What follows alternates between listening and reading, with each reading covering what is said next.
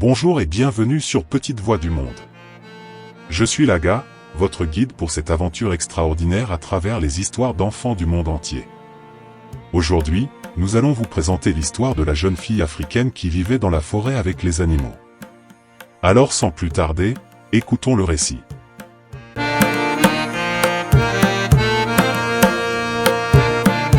Il y avait une fois, au cœur de la savane africaine, une jeune fille nommée Amina. Elle vivait dans un petit village entouré d'une forêt dense et pleine de vie. Amina était une âme libre, toujours attirée par la beauté naturelle qui l'entourait. Dès son plus jeune âge, Amina avait développé une connexion spéciale avec les animaux. Elle pouvait comprendre leur langage, des gazouillements des oiseaux au grondement des lions. Sa grand-mère, une femme sage aux cheveux argentés et aux yeux qui reflétaient la sagesse des âges, lui avait transmis ce don précieux. La forêt était le domaine d'Amina, et elle passait ses journées à explorer ses secrets cachés. Les éléphants lui confiaient leurs soucis, les girafes partageaient avec elle la vue exceptionnelle depuis les cimes des arbres, et même les petits insectes lui racontaient des histoires fascinantes. Un jour, alors qu'Amina se promenait près d'une rivière, elle entendit des pleurs étouffés. En s'approchant, elle découvrit un lionceau solitaire, abandonné par sa mère. Amina ressentit immédiatement la peine dans les yeux du petit lion et décida de le prendre sous son aile.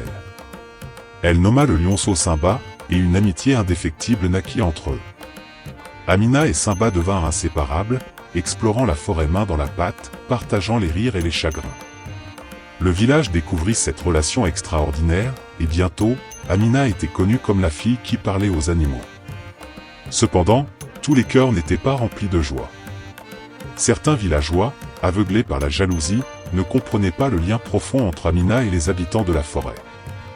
Ils doutaient de sa magie, pensant que c'était simplement une ruse pour gagner l'attention.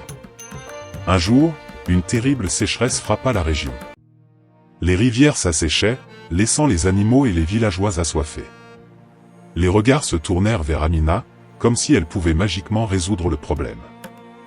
La pression sur ses épaules était lourde, mais Amina, avec courage, décida de trouver une solution. Elle rassembla les villageois et les animaux, les encourageant à travailler ensemble pour creuser des puits et conserver l'eau.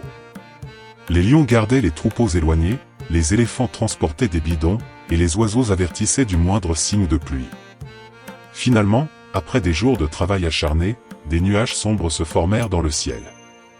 Les premières gouttes de pluie tombèrent, apportant un soulagement bien nécessaire. Les villageois, témoins du miracle, réalisèrent la valeur de la connexion d'Amina avec la nature.